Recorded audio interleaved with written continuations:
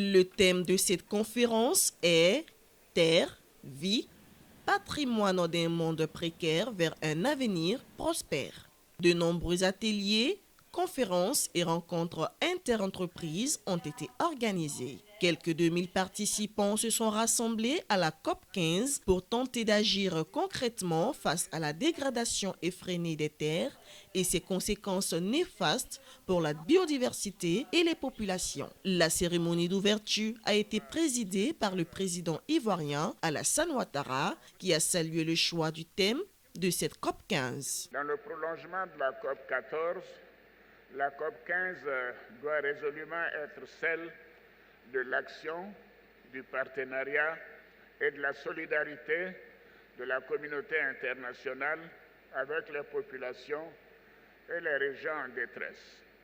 Au cours des dernières années, grâce au plaidoyer, aux différents instruments de notre Convention et aux ressources financières, certes insuffisantes, nos pays ont enregistré des progrès dans le domaine de la reforestation et de la lutte contre la dégradation des terres et bien sûr la désertification. Les chefs d'État ont pris des engagements, les bailleurs ont pris des engagements pour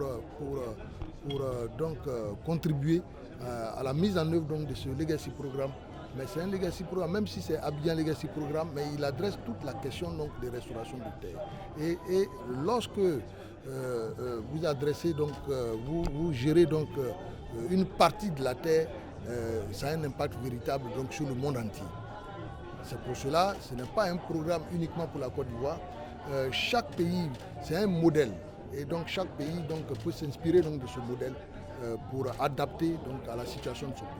Le continent africain est particulièrement touché par la désertification, notamment la zone sahélienne. Les décideurs à la COP 15 continuent de discuter des solutions particulières à la restauration des milliards d'hectares de terres dégradées d'ici 2030. Notre objectif est d'accompagner nos pays membres dans un développement durable sur la base du bambou et du rotin, soucieux de l'environnement. Aujourd'hui, on a le privilège de participer à cette COP 15 où on apporte une solution à la lutte contre la désertification. Comme vous savez, l'un des moteurs de la désertification, c'est la déforestation, c'est l'abattage des arbres.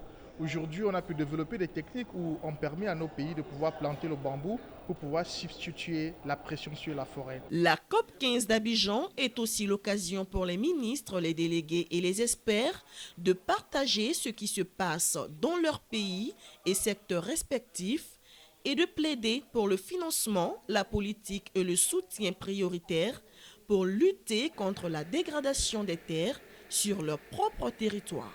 Selon les statistiques, les effets du changement climatique affectent près de 4 milliards de personnes et devraient coûter 23 000 milliards de dollars d'ici 2050. La COP 15 qui va s'achever le 20 mai prochain est donc un moment crucial pour apporter des solutions. Christina Niaouré, CGTN français. Abidjan, Côte d'Ivoire.